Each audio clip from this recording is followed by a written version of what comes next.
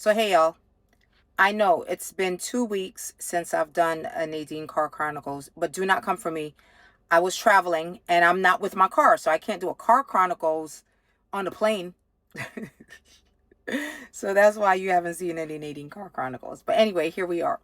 Today I'm gonna share with you two stories, and they both link unexpectedly. They both link. With the Lord, nothing is wasted. Nothing is ever wasted. We may think something is insignificant. We may think that this doesn't add anything to my life or whatever. But God can use anything to be an aid, a support to you. So let me tell you the first story. Back in the days, when I was a teenager, I was involved. Y'all know that I was involved in a gang. Well, in two gangs. This particular gang, though, I was with them on an evening. I think it was like a Friday evening, and I was dating on one of the gang leaders. We were in a particular train station in Brooklyn, and we were hanging out at the back of the train station. The train station is called Franklin Avenue. For those of you from Brooklyn, you know Franklin Avenue. We called it FA back in the days. So we're hanging out in the back of the train station. Matter of fact, no, it was not FA. It was I'm thinking it was Utica. Now I don't remember. It's Utica or FA. It's one of them, Crown Heights. So we're hanging out in the back of the train station. So I think it's myself and another female, and the rest are all guys. So like I said, I was dating one of the guys. In comes a train, and off the people that got off the train. Now this is at night. This is probably like 10 something, 11 o'clock at night. The people got off the train, and one of them, I heard one of the person that I was with yell out, that's the girl who did something to my girlfriend. One of the guys said that. So the other guys were like, who? So they ran towards this person. They surrounded this person. I'm still in the back of the train station. So they they surrounded this person, waited for everyone to, it was not that many people on the train anyway, so they waited for everyone to go up the stairs and get out of the train station. So and they had the girl surrounded. Anyway, they started beating on this girl. I mean, beating on this girl. So I go forward to go look to see what was going on, and I'm seeing these guys like stomping on her, kicking on her. Now, I was involved in gangs, but I wasn't really a person that was about doing bad things to people for no reason. Like I wasn't I wasn't that. I was just with the wrong company. Bottom line, I was in the wrong company. Anyway, I was very perturbed. I was very disturbed by what they were doing to this girl. So when I looked, she turned around, she was on the floor, they had her on the floor, and I realized it's someone that I knew. Someone that was from around my way in East Flatbush. And I said to my boyfriend, who's one of the leaders, I said, I know her. And he's like, how well do you know her? I said, I know her.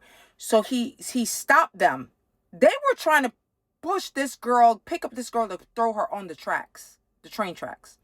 Anyway, he stopped them. I mean, they beat that girl so badly.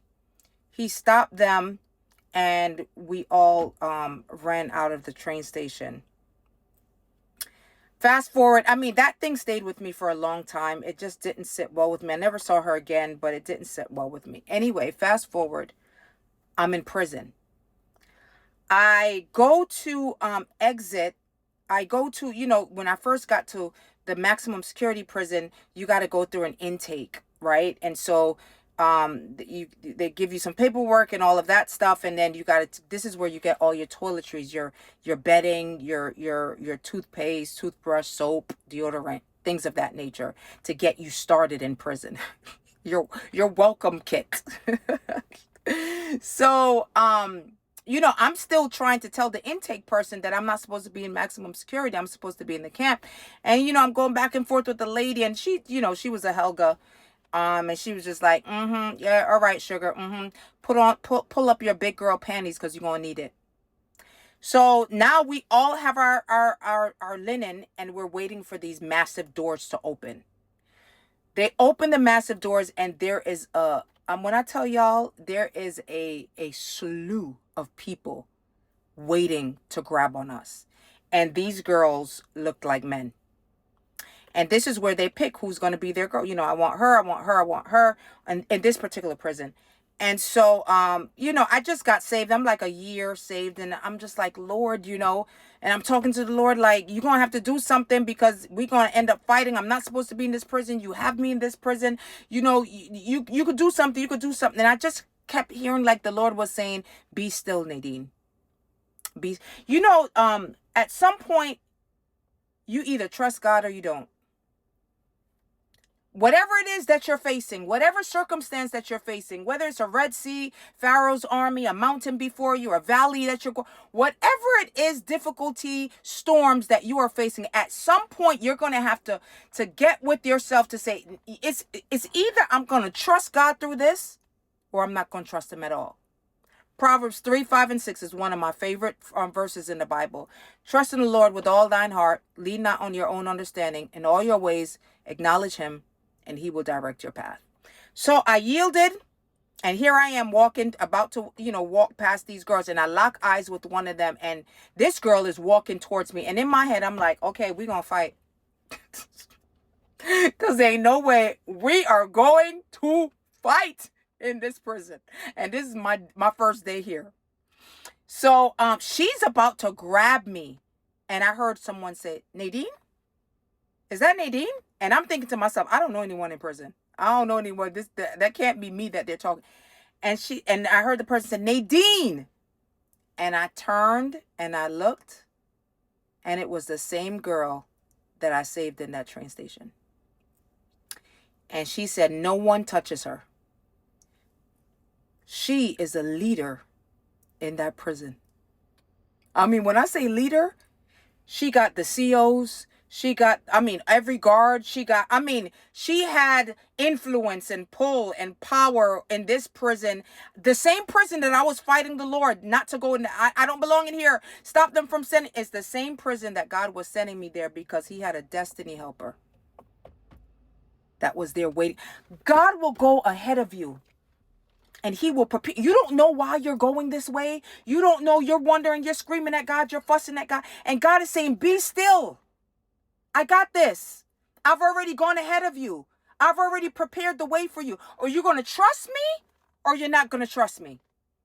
That girl, when I tell you that girl set up that prison for me, that girl made sure I had the chapel. She made sure I had Bible. She made sure I was not touched. She made sure I was protected. Whatever I needed, I had. Listen, because of her, the red carpet was rolled out for me. She was a destiny helper. Why? Nothing is wasted. This person I thought that I would never see again. This person I thought that was just a one-off situation that happened in that train station. She never forgot what I did for her. And God repurposed it. He recalled it and used it as a platform to serve me years later. She was a destiny. Listen, let me tell you, we got to just trust God with the path. You know how they say trust the process? When it comes to God, we just got to trust the process. We got to relinquish control and trust that the one who controls the universe is more than able. And he is more than equipped to handle your life and my life and our future. We got to lay down our rights. We got to lay down our control. We got to lay down our want to be in the driver's seat and get, not even in the passenger seat, just get in the back seat and let God take the wheels. Let him lead and God. You know, it says that man plans his way, but God orders his steps. Let God order your steps. He will use destiny helpers. He will use the things that you think are insignificant, the things that you thought were a waste, the thing that you thought that was, a one-off situation that has no value in your life. Listen, God will use the very things that you think are unusable in your life. And he will use it as a platform to serve your life. That girl, God used her in a mighty way. And I will never forget what she didn't forget what I did for her. I will never forget what she did for me. And I believe in both instances, God was in control.